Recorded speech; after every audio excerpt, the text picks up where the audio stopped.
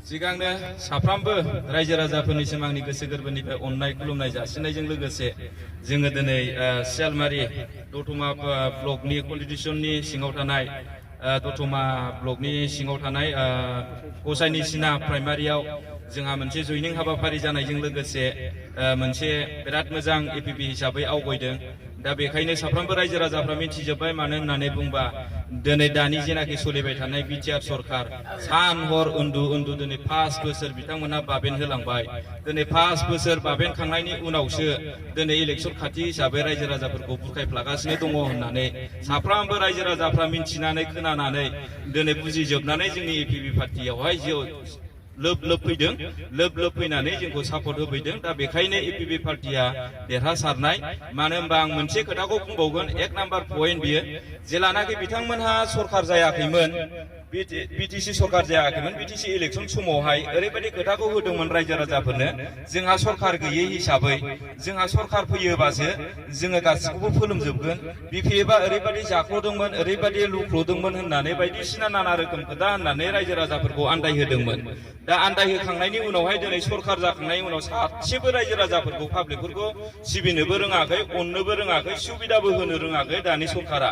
बेखायनो सोलायनाय नांगौ होननानै सोलायनायनि नामाव जोंनि एपिपि पार्टियाव लोब लोब फैदों आरो एपिपि पार्टियाव ज' दिनै सापर्ट खालामफैगासिनो दङ। दानिया आरो 2 नाम्बार पइन्टआव ओरैबायदि जाबाय जे जायगायावहाय बिथांमोना एम गैया, एमएलए गैया, बे जायगायाव ओरैबायदि बिथांमोना पाब्लिकफोरखौ आन्दायहोनो नागिरबावदों मोनसे, जोंनि जायगायावहाय जोंनि समस्तियावहाय एम गैया, एमएलए गैया, बेखायनो नोंथांमोनखौ नायनो हायाखै, सुबिदा होनो हायाखै, बेखायनो नोंथांमोनहा देरहाहो।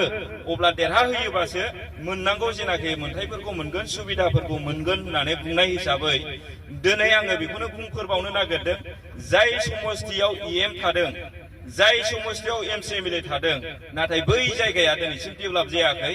बै जायगायाव जेनाखि सेन्ट्रेलनिफ्राय फैनाय पेकेज जेनाखि एमजिएनरेगा बेखौसो मावगासिनो दङ। होमबा बिथांमोनहा दिनै मा रायजो राजाफोरनि सिगाङाव मा बुंफ्लादों आरो मा आन्दायहोनो नागिरदों, आङो दिनै बिथांमोनाव बेखौनो सोंथि खालामहरगोन आरो आं खावलायबावगोन रायजो राजाफोरनि सिगाङाव फोरमायहरगोन, जाय जायगायाव एमजिएनरेगानि खामानि हरगोन बे जायगायाव ओरैबायदि गरिब जायगायाव हरखायो।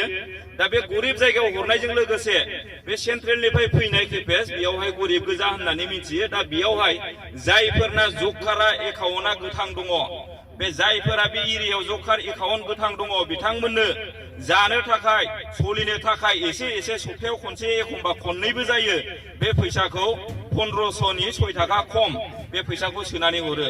दा बे सोनानै हरनायखौ सोरबा बिसिनि इउपिपिएलनि चेयारमेन मेम्बारफ्रा बै रायजो राजाफोरखौ थगायहैनो हागौ।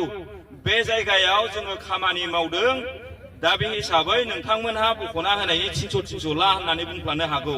नाथाय बेबायदि सोरबा चेयारमेन सोरबा मेम्बारा बिथांमोननाव खालेक्ट खालामहैयोबा नोंथांमोनखौ आं खावलायहरगोन रायजो राजाफोरखौ डाइरेक्ट मिडिया लिंहरनानै डाइरेक्ट मिडियायाव बुंनानै हो। दा बेखौनो बिदि कालेक्सन खालामनो रायजो राजाफोरनो गैयैफोरनो सुबिदा हरनायखौ दिनै इउपिपिएलनि कर्मीफ्रा थगाय जागासिनो दङ रायजोफोर।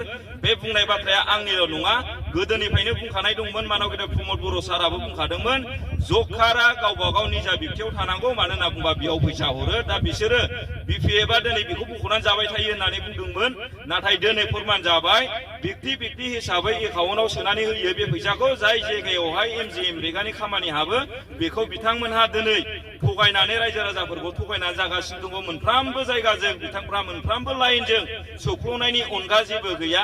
दिनै नोंथांमोना सिन्था खालामनानै लादो, सान हर उन्दु थानानै दिनै नंखायखौनो सान हर खामानि मावदों, जिरायनाय गैया, मेंनाय गैया होनना बुंदों। सान हर खामानि मावदोंमोनबा बिथांमोननि डेभेलपआ बहा थांखो?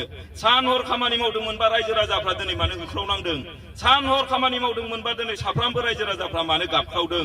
नोंथांमोनहा अखा नायबानो ससियेल मिडियानि गेजेरजों मोनफ्रोमबो जायगायाव दावरावनि अनगा मालाबाबो सान्थि नुनाय नङा। बेखौनो होननानै बुङो बिथांमोनहा गावसिनि सरकार जानाय लोगो लोगो सान्थिया फैदों, मोनसे गोजोन परिबेसा फैदों होननानै। दिनै सिन्था खालामदो, सोरनि इन्डिपेन्डेन्ट केस फोजोबदों, सोरखौ रिलिज खालामदों। दिनै एकर्डजों लोगोसेनो बै केसा जोबजोबनांगौमोन, दिनै केसखौ फोजोबजोबालासिनो दिनै साफा बेलजों बख' होगासिनो दङ। नाथाय बेलजों फैनायनि उनावहाय बिथांमोनहाबो कर्ट कसारि मारिनांगोन, केस गेलेफिननांगोन अब्ला बिनि खरसाखौ सोर हरगोन प्रमद बर' साराथ' बेफोरबायदि फैसाखौ हरनांजानो गिनानै खारखुमाग्रा मानसिसो दिनै नंखायखौनो बिथांमोनहा मोखां सुफ्लादों आरो एनडिएफबि नि गनांगौ जेलनिफ्राय गनांगौनि टाइमा दा नङामोन बै समावनो पिस एकर्ड जानाय लोगो लोगो गोजोन गोरोबथा जानाय लोगो लोगो शान्ति सक्ति जानाय लोगो लोगो एकर्डजों लोगोसेनो गनांगौमोन बिथांमोनहा गावसोरल' बाल्थिं अमा बेदर जायै जायै उदै गेन्द्रा गेन्द्रा जानानै दंगासिनो रायजोफोर नोंथांमोनहा सिन्था खालामनानै ला बेबायदि थगायसुला गैया दिनै बेखायनो बिथांमोननि जेनाखि मावनाय जेनाखि थगायनाय बेखौ नोजोर होनानै एक्स एनडिएफबिआ दिनै मोनसे पलिटिकेल पार्टी गठन खालामनांगौ गोनां जादों मानो होनना बुंबा साफ्रामबो रायजो राजाफोरखौ मदद होनो साफ्रामबो रायजो राजाफोरखौ हेफाजाब होनो होननानै आवगायदों जेरै दानि जेनाखि रुलिं सरकार बिटिआर सरकारा थगायबाय जखन जोंना थगायनाय गैयालासिनो बिथांमोनखौ हेफाजाब होनो रायजो राजाफोरखौ हेफाजाब होनो होननानै आगान सुरनाय जादों बेखिनियानो